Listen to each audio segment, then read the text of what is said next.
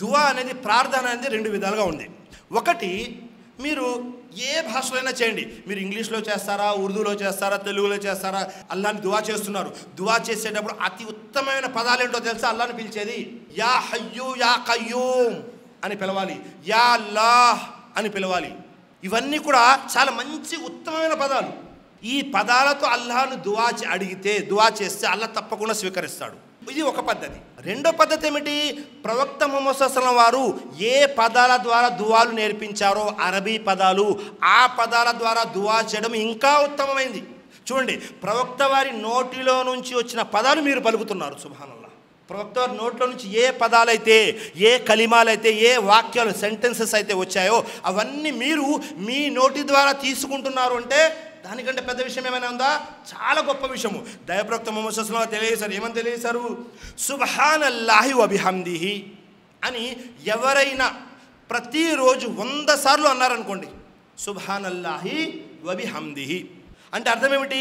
అల్లాహ్ పరిశుద్ధుడు మరియు ఆయనకే అన్ని స్తోత్రాలు అని ఇలా ప్రతిరోజు 100 సార్లు అంటే ప్రవక్త ముహమ్మద్ సల్లల్లాహు అలైహి వసల్లం తెలియజేశారు. ప్రవక్త ముహమ్మద్ సల్లల్లాహు అలైహి వసల్లం వారు మేరాజ్ యాత్రకి వెళ్ళినప్పుడు ఇబ్రాహీం అలైహిస్సలాంతో ఏదైతే సంఘటన ములాఖాత్ అయ్యిందో, పరిచయం ఏర్పడిందో అప్పుడు తెలియజేయడం జరిగింది.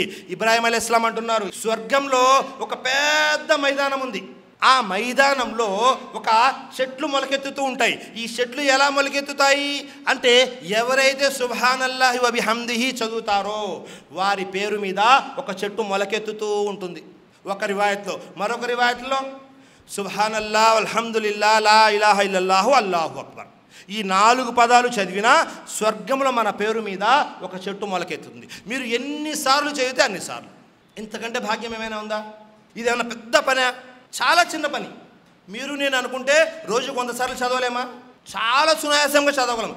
చదవడానికి కూర్చుంటే ఖచ్చితంగా ఒక 3 నిమిషాల్లో 100 సార్లు అయిపోతుంది, లేదా 4 నిమిషాలు. కాబట్టి ఈ దువా. అలాగే దైవప్రవక్త ముహమ్మద్ సల్లల్లాహు అలైహి వసల్లం తెలియజేశారు, ప్రతిరోజు ప్రవక్త ముహమ్మద్ సల్లల్లాహు అలైహి వసల్లం వారిపై 10 సార్లు దరూద్ చదవాలి. ఈ 10 సార్లు మనం దరూద్ చదివాము అంటే ఇప్పుడు చెప్పినటువంటి దరూద్ ప్రతిరోజు మనకున్నటువంటి అన్ని కష్టాలు, అన్ని నష్టాలు, అన్ని సమస్యల్ని అల్లాహ్ దూరం చేసేస్తాడు. సుబ్హానల్లాహ్. చూడండి ఎంత పెద్ద విషయం. 10 సార్లు దరూద్ చదవడము ఏమన్నా ఇబ్బందా? ఏమి ఇబ్బంది లేదు. ఇది ఒకటి. అలాగే ఆ తర్వాత మరొకటి ఉంది. ప్రవక్త ముహమ్మద్ సల్లల్లాహు అలైహి వసల్లం వారు ప్రతిరోజు ఫజర్ నమాజ్ తర్వాత దువా చేసేవారు. ఉదయం దువాలు మరియు సాయంత్రం దువాలు. ఉదయం దువాలు అంటే ఎప్పుడు చేయాలి? ఫజర్ నమాజ్ తర్వాత దువా చేసుకోవాలి. అలాగే సాయంత్రం దువాలు అంటే చాలామంది మగ్రిబ్ తర్వాత చేస్తారు. మగ్రిబ్ తర్వాత కాదు, మగ్రిబ్కి ముందే దువాలన్నీ అయిపోవాలి. అసర్ నుంచి మగ్రిబ్ సమయం మధ్యలో. ఇది మంచి అఫ్జల్ తరీకా, ఉత్తమమైనటువంటి పద్ధతి. ప్రవక్త ముహమ్మద్ సల్లల్లాహు దువా చేశారు. ఏమని దువా చేశారు అంటే బిస్మిల్లాహిల్లజీ లా యజుర్రు మాస్మి షయ్యు ఫిల్ అర్జి వలా ఫిస్ సమాయి వహువ సమీఉల్ అలీం. అల్లాహ్ పేరుతో భూమిపై లేదా స్వర్గంలో ఏది హాని కలిగించకూడదు. ఆయన సర్వం వినేవాడు, సర్వజ్ఞుడు. ఈ దువా ఎవరైతే ఉదయం 3 సార్లు సాయంత్రం 3 సార్లు చదువుతారో, ఉదయం దువాల్లో సాయంత్రం దువాల్లో అస్కార్లో, మీకు ఎలాంటి నష్టము ఉండదు ఏ విషయం ద్వారా కూడా. ఇవన్నీ కూడా సహీ హదీసుల ద్వారా తీసినవి. అలాగే మరొక విషయం ఉంది. అదేమిటి? చాలామందికి వచ్చింది దువానే, ఔజు బి కలిమాతిల్లాహి తామ్మాతి మిన్ షర్రి మా ఖలక్.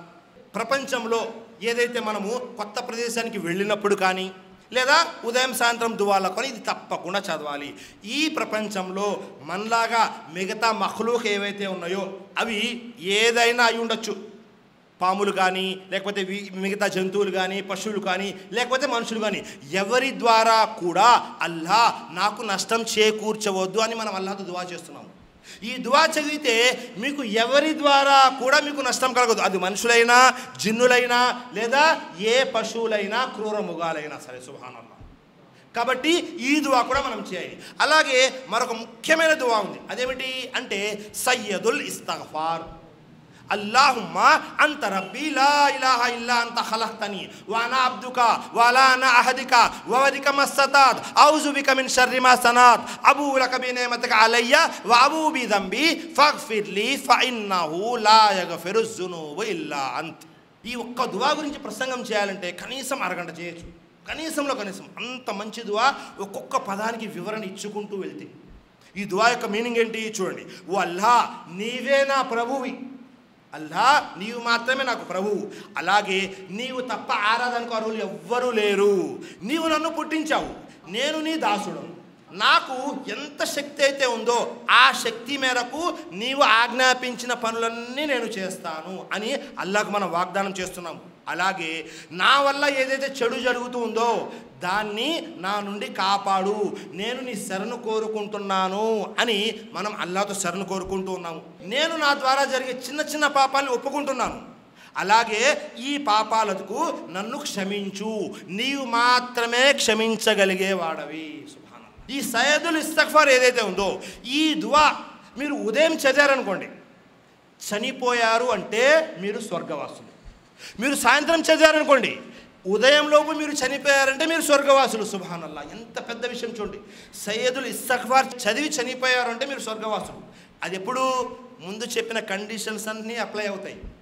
తౌహీద్ మీద ఉండాలి, హలాల్ తిని ఉండాలి, ఇలా ఇవన్నీ కూడా. కాబట్టి సయ్యదుల్ ఇస్తగ్ఫార్ అనేది చాలా ముఖ్యమైన దువా. ఇది కూడా చేయాలి.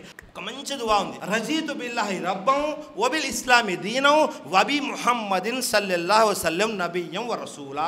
ఈ దువా చాలా ముఖ్యమైనది. ఒకసారి ఏమైంది, ప్రవక్త ముహమ్మద్ సల్లల్లాహు అలైహి వసల్లం కూర్చొని ఉన్నారు. కూర్చొని ఉంటే ఎదురుగా ఉమర్ ఫారూక్ రజల్లాహు అన్హు వారు, ఆయన చేతికి కొన్ని పత్రాలు దొరికితే తీసి చూస్తున్నారు. ఏమిటవి అంటే తౌరాత్ గ్రంథంలోని కొన్ని పేజీలు, కొన్ని పత్రాలు. ప్రవక్త ముహమ్మద్ సల్లల్లాహు అలైహి వసల్లం యొక్క ముఖము ఎర్రగా మారిపోతుంది. ఉమర్ ఫారూక్ వారు చూడడం లేదు. వెంటనే అబూబకర్ సిద్దిక్ రజల్లాహు వారు వచ్చి ఉమర్ ఫారూక్ వారికి తెలియజేస్తున్నారు, ఉమర్ ఒకసారి చూడు, ప్రవక్త ముహమ్మద్ సల్లల్లాహు అలైహి వసల్లం వారి ముఖము ఎర్రగా అయిపోతుంది, ఆపేయ్ అనగానే వెంటనే తన చేతిలో ఉన్నటువంటి తౌరాత్ యొక్క కరపత్రాలను పక్కన పెట్టేసి ఉమర్ ఫారూక్ వారు మోకాళ్ళ మీద ప్రవక్త వారు ఎదురుగా కూర్చొని ఇలా అంటున్నారు, రజీతు బిల్లాహి రబ్బం వబిల్ ఇస్లామి దీనం వబి ముహమ్మదిన్ సల్లల్లాహు అలైహి వసల్లం నబియ్యం వ రసూలా. అప్పుడు ప్రవక్త ముహమ్మద్ సల్లల్లాహు అలైహి వసల్లం వారు కాస్త శాంతింపజేయబడ్డారు, సహనం వహించారు. ఎందుకని? ప్రవక్త ముహమ్మద్ సల్లల్లాహు అలైహి వసల్లం వచ్చేసిన తర్వాత, ప్రవక్త వారికి ఖురాన్ ఇచ్చేసిన తర్వాత, హదీసులన్నీ వివరించబడిన తర్వాత మళ్ళీ మనము హిదాయత్ కోసం కానీ మంచి విషయం కోసం కానీ వేరే గ్రంథాల జోలికి వెళ్ళకూడదు. ఖురానే మనకు, హదీసే మనకు, ప్రవక్త ముహమ్మద్ సల్లల్లాహు అలైహి వసల్లం యొక్క జీవితమే మనకు అన్ని విధాలుగా ఆదర్శం. ఇది చదివిన తర్వాత ప్రవక్త ముహమ్మద్ సల్లల్లాహు అలైహి వసల్లం వారు శాంతింపజేయబడ్డారు, కూల్ అయిపోయారు. ఏముంది దాంట్లో? రజీతు బిల్లాహి రబ్బం, నేను సంతృప్తి చెందాను, రాజీ పడిపోయాను. ఏ విషయంలో? అల్లానే నా ప్రభువు అన్న విషయంలో. వబిల్ ఇస్లామి దీనం, నా ధర్మము ఇస్లాం అనే దానికి కూడా నేను సంతృప్తి చెందాను. అలాగే నా ప్రవక్త ముహమ్మద్ సల్లల్లాహు అలైహి వసల్లం వారు అనే విషయంలో కూడా నేను సంతృప్తి చెందాను, రాజీ పడిపోయాను. సుబ్హానల్లాహ్. చిన్న దువా, ఇందులో ఎంత అర్థం ఉంది, ఇంకా ఎంత వివరణ ఉంది చూడండి. మనము చనిపోయాము. చనిపోయిన తర్వాత సమాధిలోకి వెళ్తే అడిగే 3 ప్రశ్నలు ఏమిటి? మన రబ్బుక, మా దీనుక, మన నబియుక. నీ ప్రభు ఎవరు, నీ ధర్మం ఏంటి, నీ ప్రవక్త ఎవరు? ఈ 3 కదా. అల్లాహ్, ఇస్లాం, ప్రవక్త ముహమ్మద్ సల్లల్లాహు అలైహి వసల్లం వారు. ప్రతిరోజు మనం ఉదయం సాయంత్రం చేసే దువాల్లో కూడా 3 సార్లు ఈ దువా కూడా తప్పనిసరిగా చేయాలి. ఇస్లాంలో ఏ దువా కూడా ఊరికే అన్నట్టు ఉండదు. ప్రతి దువాకి కూడా ఒక ప్రత్యేకత ఉంది. ఒక్కొక్క దువాకి మనం వివరణ ఇచ్చుకుంటూ వెళ్తే ఒక్కొక్క దువాకి అరగంట ప్రసంగం చేయవచ్చు. కాబట్టి మనం అందరం కూడా ఈ దువాలు తప్పకుండా చేయాలి. ఎట్టి పరిస్థితుల్లో ఈ ఒక్క దువాలను కూడా మనం వదలొద్దు. దువాలు అనేవి మన జీవితంలో ఎంత ప్రభావం చూపుతాయి అంటే సుబ్హానల్లా, చాలా ప్రభావం చూపుతాయి. మన జీవితంలో మనం సరైన మార్గంలో నిలవాలి అన్నా, ఏదైతే ఇస్లాంపై ఉన్నామో దానిపై ఇస్తకామ స్థిరత్వంగా ఉండాలి అన్నా ఈ దువాలు తప్పనిసరిగా చేయాలి.